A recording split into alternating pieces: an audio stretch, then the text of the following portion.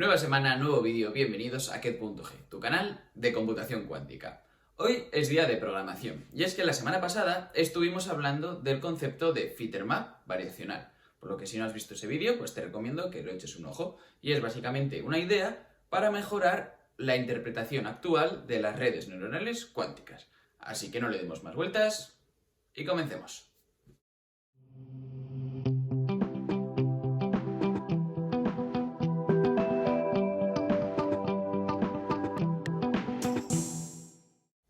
Pues empecemos con el notebook de hoy, que vais a encontrar enlazado en la descripción del vídeo para que lo podáis seguir de forma mucho más fácil. La idea va a ser dividir este notebook en tres partes. La primera, que es esto que estamos viendo aquí, la creación de los datos, que ahora vamos a hablar de ella. En segunda parte, un entrenamiento estándar de esta red neuronal cuántica. Y el último bloque, que es el que vamos a programar en el vídeo de hoy, va a ser esta pequeña mejora de la que estamos hablando. Hacer un FitterMap variacional para intentar mejorar los resultados. Entonces, dicho esto, comencemos con la definición de nuestros datos. En particular, he cogido este dataset tan sencillito porque es el ejemplo más claro en el que vamos a ver que esto funciona. En particular, lo he dibujado para que se vea de forma sencilla. Tenemos puntos de clase 1 a la izquierda y a la derecha. Los puntos amarillos pertenecen a la clase 1. Y puntos de la clase -1 aquí puestos en medio. Entonces, bueno, este dataset no es linealmente separable, entonces pues no va a ser tan trivial, pero bueno, vamos a ver si da juego y podemos entender esta idea del FitterMap variacional. Entonces, dicho esto, tenemos que pasar al entrenamiento de esta red neuronal cuántica, que siempre sigue una misma estructura. Empezamos definiendo el FitterMap, es decir, esa codificación de los datos. En este caso en particular, pues he cogido una codificación en fase, en el que nos llega nuestro elemento X. ¿Y cómo lo vamos a codificar? Pues primero aplicamos una Hadamard y luego una rotación respecto al eje Z. Podríamos haber puesto una RX, una RY o lo que sea, pero bueno, en particular este se suele utilizar mucho, entonces pues creo que era un ejemplo interesante. Dicho esto, pasamos al bloque variacional, que es donde van a estar los parámetros. Y en particular he utilizado una puerta U3 con 3 parámetros, ya que en el caso de un qubit, pues nos aseguramos que todas las posibles rotaciones van a estar ahí incluidas. Entonces, dicho esto, ya podemos definir nuestro circuito que va a hacer de clasificador, en el que le estamos mandando tanto el input como los parámetros. Entonces, primero codificaremos respecto al FitterMap, luego aplicaremos el bloque variacional y al final calculamos el valor esperado respecto a un observable. En este caso, cualquier observable que pongáis nos va a servir, pero bueno, es muy frecuente utilizar el Pauli Z0, observable que mide la base computacional, así que eso lo vamos a dejar. Entonces, la idea es que al final, para predecir si este valor esperado nos da positivo, diremos que pertenece X a la clase 1, y si da negativo, diremos que X pertenece a la clase -1. Entonces, con esta idea podemos definir un error. Nuestro error, para saber cómo de bien está modelizando este circuito, pues es el siguiente. Vamos a recorrer todos los elementos del dataset y vamos a almacenar en error esta cantidad que tenemos aquí. Cuanto más se aproxime la salida del circuito a la clase, más pequeño va a ser el error, lo cual es bueno, ya que, por ejemplo, si la etiqueta toma el valor -1 y el circuito toma el valor -1, menos por menos es más. Por lo tanto, con este signo menos, el error va a disminuir. Cuando coincide, el error disminuye, que eso es exactamente lo que queremos. De todas formas, este es un error muy típico que se utiliza en cualquier tipo de algoritmo de clasificación y lo vas a encontrar en muchos más escenarios. Dicho esto, después hemos definido una función accuracy que nos va a decir cómo de bien al final lo hemos hecho. Ya que el error es algo más difícil de interpretar porque nos da un número, pues aquí queremos un porcentaje de acierto. Vamos a recorrer todo el dataset y si realmente coincide el signo del circuito con la etiqueta, pues vamos a añadir un acierto y al final pues contamos cuántos aciertos hemos hecho. Y después de esto, ya que tenemos definido el error y el circuito, pues vamos a entrenar.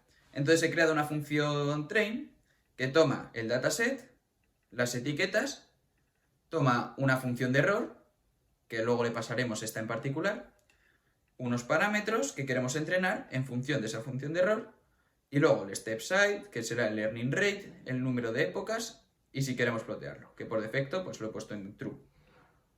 Entonces lo que vamos a hacer es entrenar esos parámetros que hemos recibido, ese número de épocas, y al final devolver esos parámetros.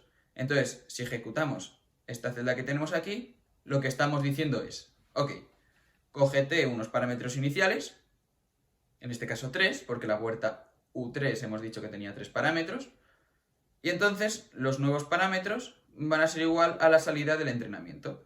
Al entrenamiento le estamos mandando el dataset con las etiquetas, la función de error que hemos definido aquí y los parámetros. Queremos encontrar los mejores parámetros que disminuyan esta función de error. Por tanto, si preguntamos por el accuracy final después del entrenamiento, vamos a obtener que nuestro modelo predice con un 50% de precisión, lo cual es lo peor posible, sería equivalente a tirar una moneda a caro cruz a ver qué pasa. Pero bueno, el error sí que iba bajando, pero bueno, no hemos conseguido buenos resultados.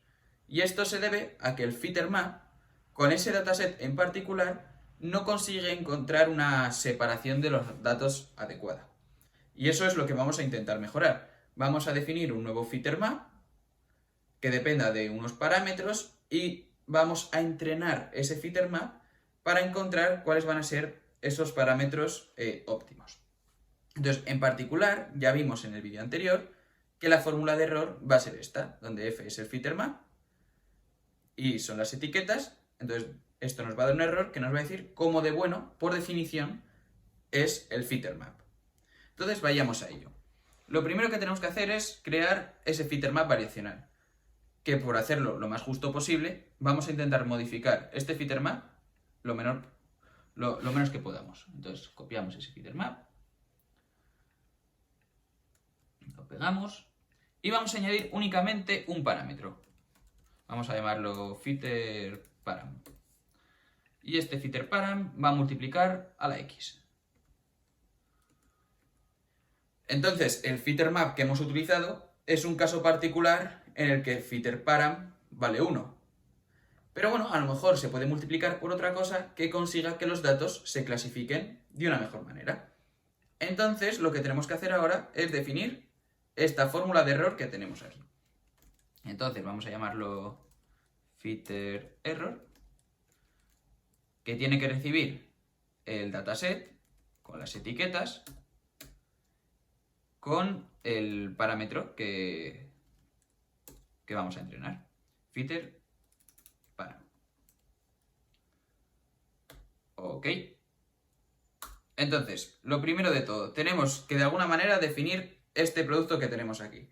Entonces, se puede hacer de diferentes formas, por ejemplo, a través del swap test, pero hay un método un poquito más cómodo de programar, que es hacer la proyección sobre el estado 0. Es decir, vamos a crear esta puerta y lo proyectamos sobre el estado 0, que sería lo siguiente. Definimos un device con un qubit.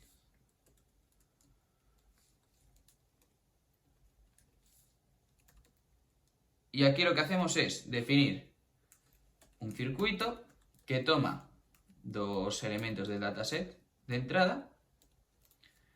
Entonces, primero ejecuta la puerta asociada al FitterMap del primer elemento. Y después, vamos a copiar esto, hace lo mismo pero con la adjunta. Adjoin del FitterMap del elemento 2. Entonces, la probabilidad de observar el estado 0 en este circuito es igual a este producto que tenemos aquí.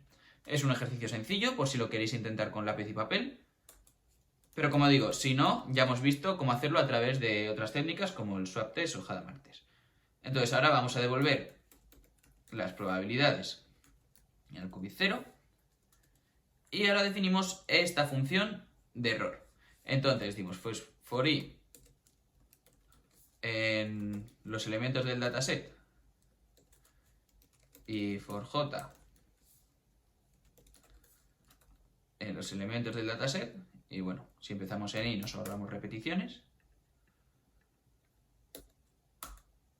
¿Qué vamos a hacer? Pues bueno, inicialmente el error le ponemos que vale 0. Y luego el error, si este menos haría equivalencia a ese menos, multiplicamos por labels i, labels j, y por último